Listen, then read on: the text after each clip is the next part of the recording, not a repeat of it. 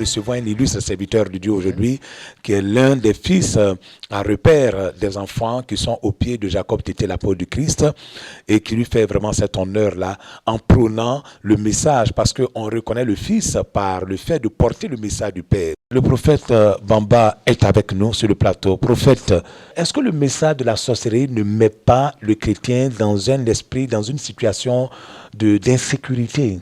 On n'a pas la sécurité parce que on se dit forcément qu'il y a quelqu'un derrière. Il y a quelqu'un derrière. Et des pseudo-pasteurs aussi utilisent ça. Bon, moi, je me dis aussi que c'est dû au fait que le ministère est aussi difficile. Le ministère est difficile parce qu'il faut que ces personnes qui sont devant nous croient que nous avons une puissance, croient que nous avons quelque chose pour les aider. Or, l'aide, lui qui donne l'aide, c'est Jésus. Amen. C'est que Jésus seul, en qui nous devons croire, qui aide à l'avancement et non un individu. Quelqu'un à qui Dieu a mis sa grâce te fait croire qu'il a une solution à ton problème. Donc, il te dit, quelqu'un est derrière ton problème, donc moi j'ai la solution. Et il attire des multitudes autour de lui pour que ces personnes croient qu'il est fort, au fait. Croient qu'il a quelque chose pour elles. Parce que nous sommes dans un temps où le diable vient séduire. Voilà, la séduction est rentrée dans la manière de faire l'œuvre de Dieu. Et l'esprit qui nous accompagne, Dieu lui-même le dit dans ce passage, que ce n'est pas son esprit. C'est un autre esprit qui est un esprit de garement qu'il envoie pour nous perdre, parce que nous ne voulons pas être dans la vérité. Wow. Plus tu veux te perdre, Dieu t'aide à te perdre. Quand tu veux te perdre, il t'aide à te perdre. Dieu t'aide à te perdre. Il t'aide à te perdre. Parce que l'esprit d'égarement, c'est un esprit de fétichisme. Et il n'y a pas de différence entre ses serviteurs et les féticheurs. Pourquoi? Parce que le féticheur parle des sorciers en longueur de journée. Et toi, au lieu de parler de Jésus, du royaume, tu ne fais que parler des sorciers. Que les sorciers veulent tuer, les sorciers veulent faire ceci, parce que le sorcier veut te faire du mal. Voilà la solution. On va faire quelque chose pour qu'il meure. On va te donner une potion pour que tu le tues, une pommade. Non, c'est l'œuvre du fétichisme. Mais nous, les pasteurs, nous sommes là. Le travail qu'on fait, c'est pour prôner l'amour. C'est pour réconcilier. C'est pour ramener le cœur de celui-là qui avait la pensée que la personne qui est derrière mon problème-là, c'est-à-dire, on lui dit, ce n'est pas quelqu'un, mais c'est ta vie. C'est Dieu. Dieu qui te punit à cause de ta vie, à cause de ta désobéissance face à lui, Dieu. Et ramener ce cœur.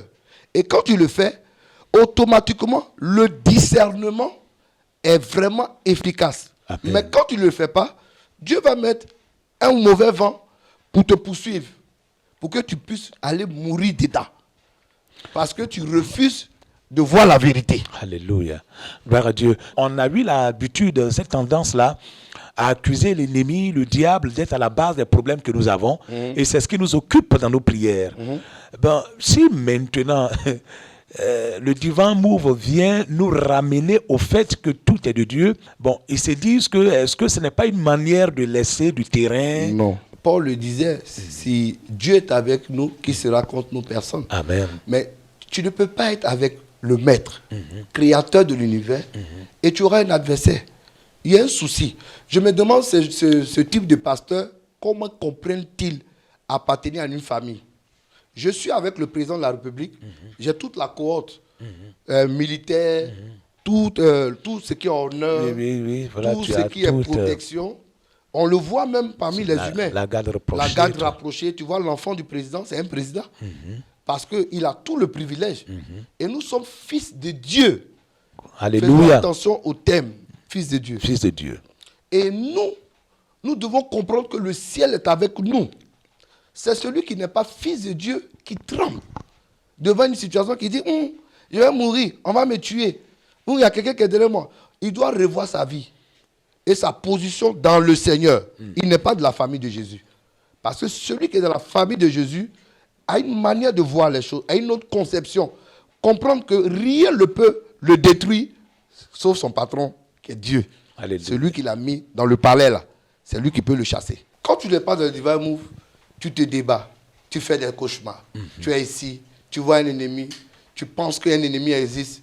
Or, il n'y a pas d'ennemi. Mais quand tu comprends que Dieu à la base, tu fais de sorte que celui qui se fâche contre toi revienne de sa décision et tu cherches à plaire à Dieu, parce que tu sais que tu es un homme, tu peux tomber, et tu te relèves, tu dis, Seigneur, je suis tombé, je veux me relever, parce que le châtiment, en tant qu'un enfant bien-aimé, que tu m'as assis, enlève-moi de ce châtiment, et Dieu, en tant que Père amour, parce que c'est ce qu'on dit, on dit Dieu est amour. Dieu est amour. Dieu ne peut pas faire ceci, Dieu ne peut pas donner ceci. Mon frère, la Bible dit, Dieu voyant leur attitude, sa colère s'abattait sur eux. Ça. Quand on lit le livre de Éphésiens 3, verset 6, la colère de Dieu s'est abattue sur les chrétiens qui ont marché dans la désobéissance. Ce n'est pas que dans l'Ancien Testament, même dans le Nouveau Testament, Dieu s'est fâché avec son Église à cause de leur vie. Il leur a donné des problèmes. La maladie, il leur a donné plein de choses. Et après, la Bible dit qu'ils se sont repentis comme ils le voulaient. Et Dieu s'est repenti des maux qu'il avait envoyés dans leur vie. Et c'est ce qu'il faut faire. Demander la miséricorde du Seigneur dans notre vie pour que les maux que le Seigneur envoie, il puisse aussi éradiquer ça. Dans 2 Thessaloniciens, chapitre 2, versets 9 à 12, l'apparition de cet impie se fera par la puissance de Satan, avec toutes sortes de miracles, toutes sortes de signes et de prodiges mensongers, et avec toutes les séductions de l'iniquité pour ceux qui périssent parce qu'ils n'ont pas reçu l'amour de la vérité pour être sauvés. C'est ça. On continue. Ils n'ont pas reçu l'amour de vérité. Ils vont tromper les gens avec les signes, les soi-disant signes. C'est ça. Parce qu'on dit qu'ils sont prophètes. Ils prophétisent. Ils parlent de sorcellerie et puis il y a des guérisons. C'est ce que la Bible appelle la séduction. Tu ne peux pas diviser et puis tu fais un miracle. Il y a un souci. Tu ne peux pas gâter des foyers et tu fais un miracle. C'est un souci. C'est ce que la Bible appelle la séduction de l'iniquité. C'est l'iniquité. Parce que c'est une abomination de le faire. On va plus loin dans le verset 10. Le verset 10 dit, et avec toutes les séductions de l'iniquité, pour ceux qui périssent. Pour ceux qui périssent. Parce qu'ils n'ont pas reçu l'amour de la vérité pour être sauvés. C'est Dieu même qui fait ça. Aussi, Dieu leur envoie une puissance d'égarement. Voilà. C'est cette puissance-là qu'il va envoyer. Il va bien prophétiser. Il va rentrer dans ton village. Et il ressort bien le terme puissance. Voilà, une puissance. Et tu es content, tu acclames. Tu dis, waouh, prophète prophétise. Tu as tout vu. Pour qu'il croie au mensonge. Au mensonge, c'est du mensonge. Pas qu'il croie en la vérité. C'est pas la vérité. Mais qu'il croit. Au mensonge. Tu vois, c'est un danger. Au 12, afin que tous ceux qui n'ont pas cru à la vérité, mais qui ont pris plaisir à l'injustice, soient condamnés. Amen. Amen. Dieu les condamne. Parce que ce n'est pas juste. Tu ne peux pas voir une famille qui a été soudée depuis tant d'années venir la diviser. Et toi, tu ne peux pas grandir de la main d'une personne qui s'est occupée de toi. Et puis, du jour au lendemain, tu viens haïr cette personne. C'est la traité de sorcière. C'est injuste. La personne a pris soin, elle attend à ce que... Parce qu'on est en Afrique. Quand tu t'occupes d'un enfant, tu attends à ce que l'enfant aussi demain s'occupe de toi. Mais tu prends soin d'un arbre, tu dois en manger ses fruits. Tu dois manger ses fruits. Et aujourd'hui, à cause d'un pseudo-pasteur ou un soi-disant prophète, aujourd'hui, tout ça est coupé.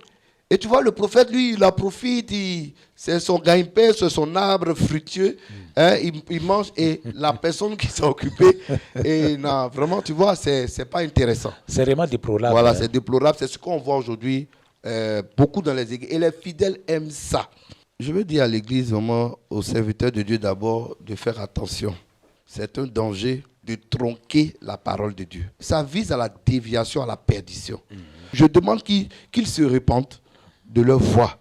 Parce que s'ils ne le font pas, ça ne sera pas bon. Ce n'est pas l'aspect foule, l'aspect manifestation. Je souhaite que ces personnes qui t'attendent encore, qui n'ont pas encore suivi le message, de revenir au message de Dieu. Parce que c'est ce message-là qu'est le message de Dieu. Le message vient réconcilier les pères des fils, les fils des pères. Selon qu'il a dit dans le livre de Malachie. Amen. Voilà, c'est un message des derniers temps. Et il faut que, en tant que chrétien, on fasse attention à ces soi-disant messages qu'on attend aujourd'hui partout. C'est dans le but de nous amener à la perdition. Et donc, pasteur, homme de Dieu, fidèle, partout où vous trouvez, à partir du moment où vous prenez le message, et tout ce qui a été largement développé par le serviteur de Dieu sur ce plateau, vous êtes dans le Divine Move. Et donc, que le Seigneur vous bénisse.